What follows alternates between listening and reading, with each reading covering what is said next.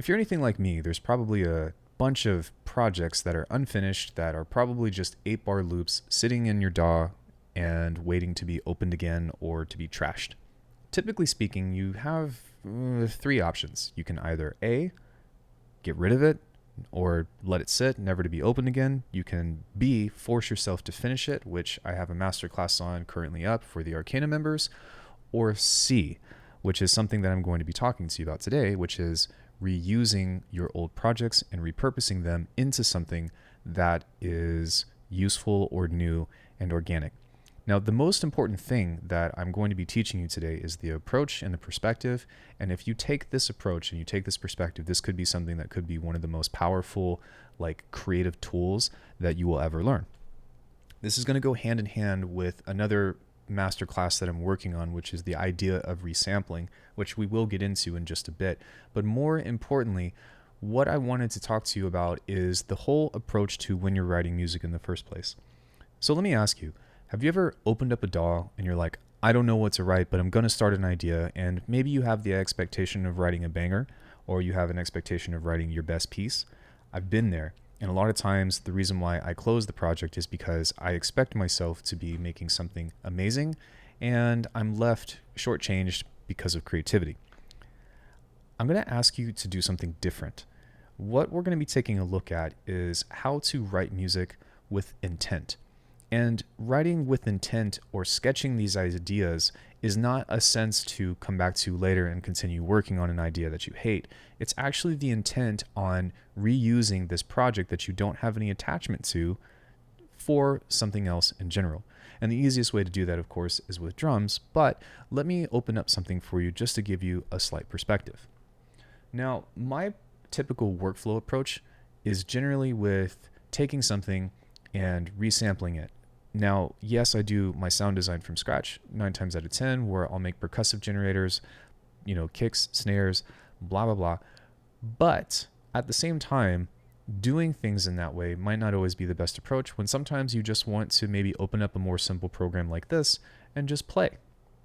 So I've got something over here that I've been making as a little experiment, and these are just MIDI patterns that I have for different drums or stuff in general.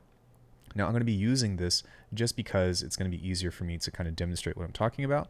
But what we're going to do is come on over here into our groups and just find some kind of... Sounds good. Just like this. So now what we're going to do is just hit play.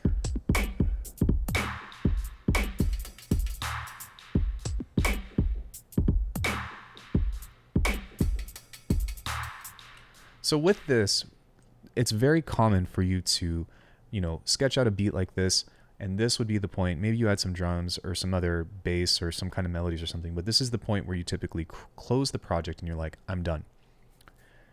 This is exactly what I'm talking about here. Sorry, I'm trying to get my thoughts together because this is really important. But what you want to think about is, instead of writing in the sense of trying to make this work in particular, what if this approach was to start writing material almost as if you were doing sound design in order to repurpose later? And the reason why this is different than making a preset or making something of that sense is because when you have something bounced in audio as a sample, it becomes a lot more malleable and manageable. Yeah, of course, you can always tweak a preset and stuff, but it only has one purpose that it's generally kind of like serving, right? Let's say like you're doing like a specific sound family, like a bass or a pad or whatever. In the world of resampling, you can technically make anything, so there is that. But with drums or something like that specifically that has transients and has different tones and pitches and stuff, it becomes very versatile. So Machine is a great demonstration for this kind of stuff because, as opposed to saving this project, closing it never to be opened again, it's got a really quick bounce thing that you can use, which is just like this, and I just dragged it to my desktop. So now, whenever I close out of this and I have a fresh Bitwig project and I'm ready to kind of start thinking about writing, I've got the same tempo here, even though it doesn't really matter, and I'm just going to come over here and drag this in to timeline here. Now, if we listen to this, it usually is broken.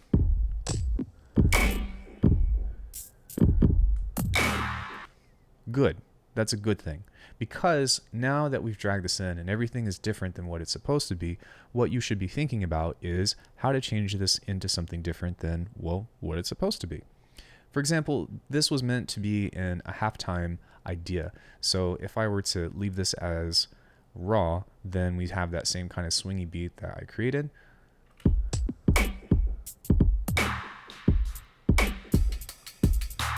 But what happens if I start to stretch this out, maybe in stretch mode or something, and I start taking this and I hit the option key and I start playing around with this different stuff. So I'm going to actually have to use the tempo because we're in a beta 3 and the warp mode is broken in the beta, but it's totally fine because I can just do this. Well, what happens if I change the pitch of this? Now, if I start thinking about this in other terms, and I were to reshape this, or maybe switch up the loop or change the patterns, then what I'm doing is building myself a new aspect to work with into getting into resampling.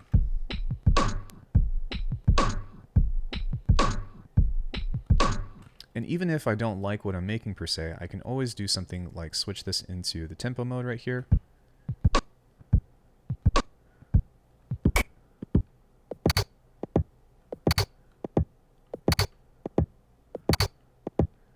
And all I have to do is try to find something rhythmic off of that in which to start adding other things to.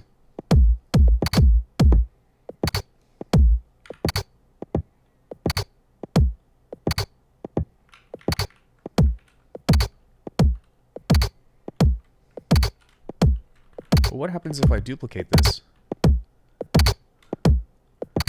And maybe I pitch this up again, but I set this to a specific rate here.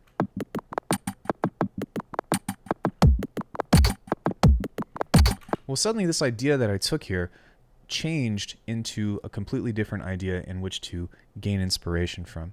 Now, there's a whole deal on resampling, but I wanted to just do a quick demonstration for you because if you start thinking about treating your jam sessions as such, as a sketch, not even necessarily for your sketching part of a tune, but you're creating an idea to which to borrow from later to create something brand new, then what you're doing is challenging yourself to not only create something in the moment, but also relieve yourself from having to make amazing music from the standpoint.